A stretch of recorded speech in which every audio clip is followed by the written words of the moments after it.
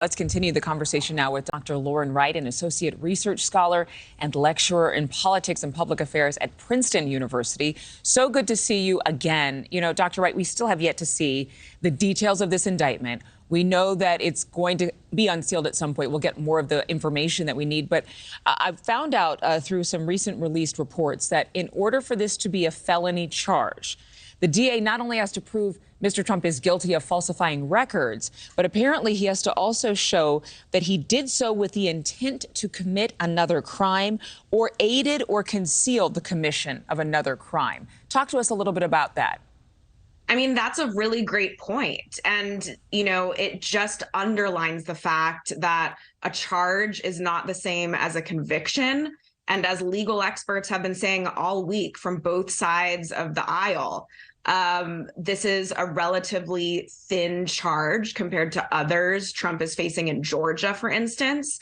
And so the political issue at hand is, if Trump is not ultimately convicted, how will that affect his perception in the public debate? Will it weaken these other charges he faces around the country or accusations? And I'm really of the mindset that this is not a good thing for Trump. I think he might win the primary anyway, as we've talked about. But that's because he has such a high level of baked in support, not because any presidential candidate would raise their hand to be indicted by a grand jury, including Trump himself. In fact, part of this story, part of the allegation is that Trump was trying to prevent people from finding out about these hush payments in the first place because he was running for president. So Trump himself doesn't want this, but he's dealing with it, and he's got a lot of support already on his side. How does this impact us as a culture, as a nation, to try and criminally charge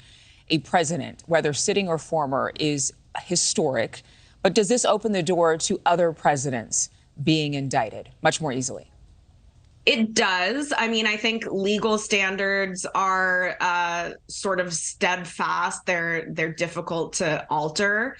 To Democrats, they certainly look at this and they say, oh, good, nobody's above the law. That they might feel differently if he's not ultimately convicted.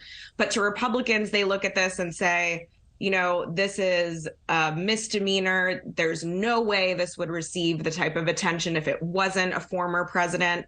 But certainly, Adrienne, just similarly to Trump's impeachment, I think this does probably open the door to more people thinking presidents are, they're not above the law, and they can certainly face these kinds of charges, even if the charges are based on accused behaviors most people can't even dream of. They don't deal with hush payments to porn stars, as Ron DeSantis pointed out. It's just not the kind of behavior most Americans understand. 30 million of them have a small business. They pay very close attention to how they file their taxes, how they label business expenses. So even that alone, I think a lot of voters look at this and they can't imagine the types of problems that Trump has. Yeah, but as a billionaire, and again, there's a whole nother creature you're dealing with, somebody with billions of dollars at their disposal.